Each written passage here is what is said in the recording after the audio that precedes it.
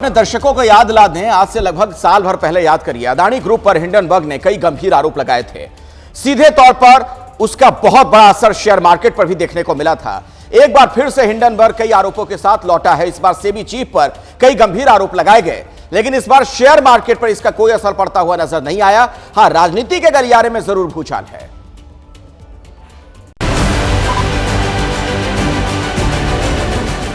अमेरिकी short seller firm Hindenburg का जिन फिर एक बार बाहर आ गया है। इस बार उसके निशाने पर कोई कंपनी नहीं, बल्कि खुद सेबी की मुखिया है, माधवी पुरी बुच। हिंडनबर्ग का आरोप है कि अडानी ग्रुप के विदेशी फंड में सेबी चीफ माधवी पुरी बुच और उनके पति धवल बुच की हिस्सेदारी है। हिंडनबर्ग ने अपनी रिपोर्ट में अडानी ग्रुप और सेबी के बीच मिलीभगत का भी आरोप लगाया है और एक तरह से ये कहने की कोशिश की है कि जो एक्शन सेबी को अडानी ग्रुप पर लेना चाहिए था वो नहीं लिया गया और इसकी वजह ये हिस्सेदारी थी।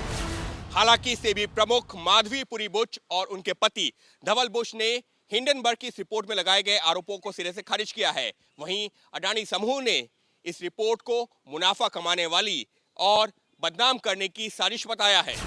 हिंडनबर्ग की रिपोर्ट को सिर्फ सेबी चीफ ने खारिज नहीं किया, शेयर मार्केट भी खारिज करता नजर आ रहा है, क्योंकि हिंडनबर्ग ने जब ये बम फोड़ा तब सबकी नजर इस बात पर टिकी थी कि सोमवार को इसका मार्केट पर असर क्या होगा, लेकिन मार्केट में कोई रिएक्ट नहीं किया गया।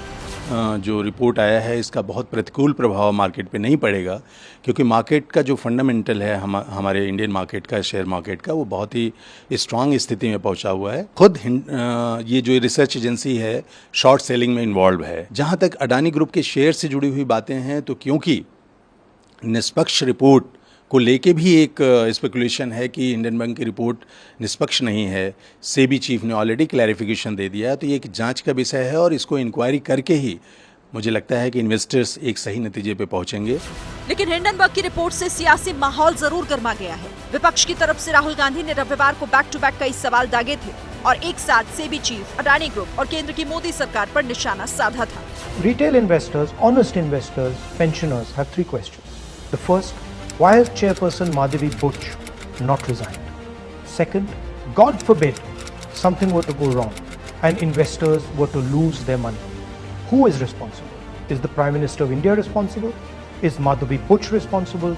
Or is Mr. Adani responsible? वहीं विपक्ष के वार पर पलटवार करते हुए बीजेपी ने इसे आर्थिक रूप से बर्बाद करने का षड्यंत्र बताया और कांग्रेस को देश विरोधी टूलकिट का हिस्सा। राहुल गांधी देश के बाहर भी जाके देश को बदनाम करते हैं, देश के अंदर रह के देशवासियों में ये भ्रम फैलाते हैं। ऐसे लोगों से देश के लोगों को सावधान रहना चाहिए, ये तो देशद्रोहियों का काम हो सकता है। हारने के बाद अब वो भारत को आर्थिक रूप से अस्थिर करने के षड्यंत्र में जुटे हो। सवाल पूछना कांग्रेस पार्टी से, क्या चाहते हैं आप?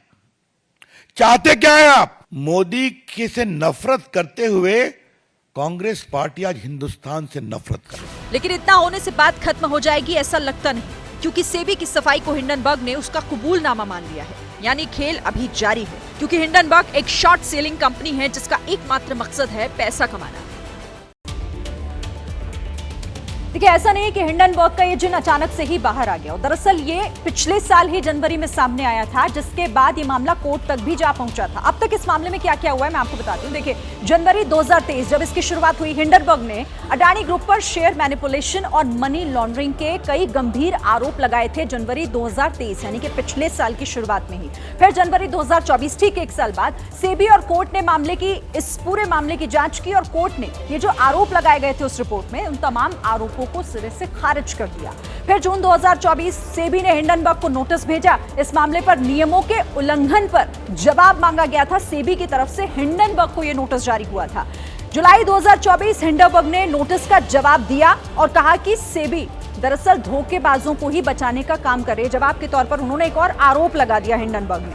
10 अगस्त 2024 यानी ठीक 2 दिन पहले की बात है, हिंडनबर्ग ने माधवी पुरी यानी कि सेबी की चीफ और उनके पति धवल बुच पर अडानी ग्रुप से जुड़ी हुई ऑफशोर कंपनी में हिस्सेदारी के आरोप लगा दिए, जिसके बाद ये भूचाल एक बार फिर से शुरू हो गया है।